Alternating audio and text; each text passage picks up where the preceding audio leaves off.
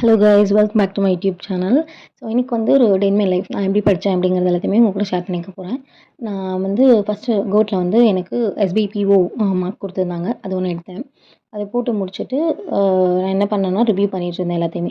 English பார்த்திங்கன்னா ஓரளவுக்கு வந்துச்சு. இந்த பேராஜம்பிள் பார்த்திங்கன்னா நான் கரெக்டாக நான் போட்டது. எனக்கு வந்து பயமாக இருந்துச்சு, ரிஸ்க் எடுக்கலாமா வேண்டாமா, இல்லைன்னா போட்டிருந்தா அது கொஞ்சம் மார்க் வந்திருக்கும். நான் வேணான்னு சொல்லிட்டு விட்டேன். நான் அது ரைட், நம்ம நேரம் அப்படி தானே இருக்கும்.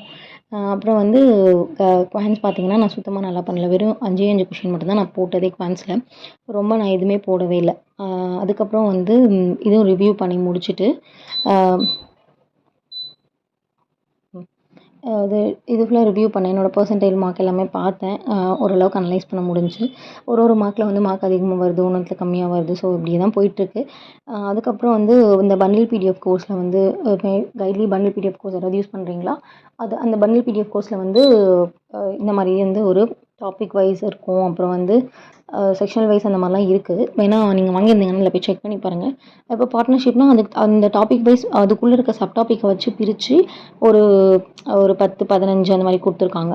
நிறைய டெஸ்ட் இருக்குது அதில். ஈஸி டு மாடரேட் எல்லாமே இருக்குது. வீடியோ சொல்யூஷனும் இருக்குது. ஸோ தெரியாததுக்கு எல்லாத்துக்கும் நம்ம வீடியோ பார்த்துக்கலாம். அந்த மாதிரி தான் இருக்குது. அதனால் வந்து இது ஒன்று யூஸ் பண்ணிக்கோங்க. வேணும்னா நீங்கள் யாராவது வச்சுருக்கீங்களா? ஆக்சுவலாக இது வந்து எந்த பெய்டுமே கிடையாது. யாராவது பெய்டெலாம் நினச்சிக்காதீங்க. இது எதுவுமே பெய்டெலாம் இல்லை. நான் படிக்கிறது உங்கள் கூட அப்படியே ஷேர் பண்ணுறேன், அவ்வளோதான். அப்புறம் வொக்காபுலரி எப்படி படிக்கிறீங்க அப்படின்னு சொல்லிட்டு வீடியோ வந்து கேட்டிருந்தாங்க கமெண்ட் செக்ஷனில். சாரி. அப்போ நான் என்ன பண்ணேன்னா முன்னாடி நாள் தான் நான் படிப்பேன். இப்போது ஜூலை 1னா ஜூன் 30 தான் நான் படிப்பேன். ஏன்னா எனக்கு அப்போ தான் படிக்க கரெக்டாக இருக்கும். இப்போ நான் வந்து முன்னாடி நாள் நைட் எழுதி வச்சுட்டு காலையில் 6 o'clock எழுந்து நான் படிப்பேன். ஏன்னா எனக்கு அந்த டைமில் படிக்கும்போது கொஞ்சம் பெட்டராக இருக்கும். அந்த மாதிரி தான் இப்போ நான் கொஞ்சம் இந்த ஒரு 3 டேஸாக ஃபாலோ பண்ணிட்டுருக்கேன். அப்புறம் பேக் சைடில் வந்து அபித் சாரோட இடியம் இருக்கும்ல, அந்த 4 hours வீடியோ இப்போ ரீசெண்டாக போட்டிருந்தார். அதுலேருந்து ஒரு 3 hours என்னமோ பார்த்துட்டேன். இன்னும் 1.5 hours அந்த மாதிரி பெண்டிங் இருக்குது. ஒரு 90 idioms வந்து கவர் பண்ணிட்டார். அதுக்கப்புறம் மிச்சம் இருக்கிறது வந்து என்னால் பார்க்க முடியலன்னு நான் பாஸ் பண்ணி வச்சுருக்கேன். அது பார்த்து நோட்ஸ் எடுத்துக்கணும். அப்பப்போ இதையும் ரிவிஷன் பண்ணிடுவேன். இது சைட் பை சைட் நான் ஃப்ரேசல் வேர்பும் கொஞ்சம் படிப்பேன். மேம் கொடுக்குறாங்களே, நிமிஷா மேம் கொடுக்கறது, அதையே படிப்பேன். இது என்னோடய செகண்ட் நோட் புக்கு.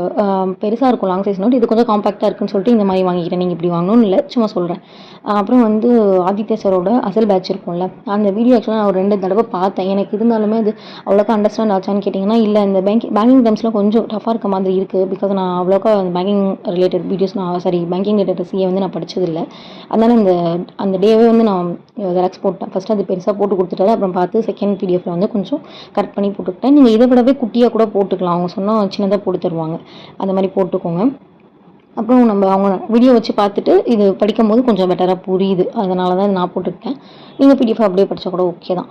நெக்ஸ்ட்டு வந்து இந்த பண்டில் பிடிஎஃப் கோர்ஸ்லேயே எஸ்பிபிஓ இது வந்து டே 1 டே 2 அப்படின்னு சொல்லிட்டு எல்லாரோட டெஸ்ட்டுக்குமே இருக்குது. எஸ்பிபிஓன்னு இல்லை, ஐபிஎஸ்பிஓ அந்த மாதிரிலாம் இருக்குது. அதில் வந்து இந்த ஒரு டெஸ்ட் வந்து டே 4 அதுக்கு முன்னாடி இருக்கலாம் போட்டிருக்கேன். அந்த டே 4 வந்து ரீசனிங் ஒரு செக்ஷன் எடுத்தேன். மார்க்குன்னு பார்த்தீங்கன்னா கொஞ்சம் ஆவரேஜாக தான் வந்திருக்கு. பட் ஆனால் பூஸ்ட் ஆகுது. நமக்கு ஒரு மாதிரி டவுனாக இருக்கும்போது, இல்லை தூக்கம் வர டைம்லலாம் இருக்கும்போது நம்ம இந்த டெஸ்ட் எடுத்தோம்னா கொஞ்சம் ஈஸியாக இருக்குது. போடுறதுக்கு நம்ம மெயின் மார்க்கில் போடுறதுக்கும் இதுக்கும் டிஃப்ரென்ஸ் தெரியுது. ஸோ அதனால தான் இது ஒன்று எடுத்து பார்த்தேன். நல்லாயிருக்கு. வேணும்னு நீங்களும் யூஸ் பண்ணுங்கள். ஓகே கைஸ், பாய். அவ்வளோதான் இந்த வீடியோ. தேங்க்யூ.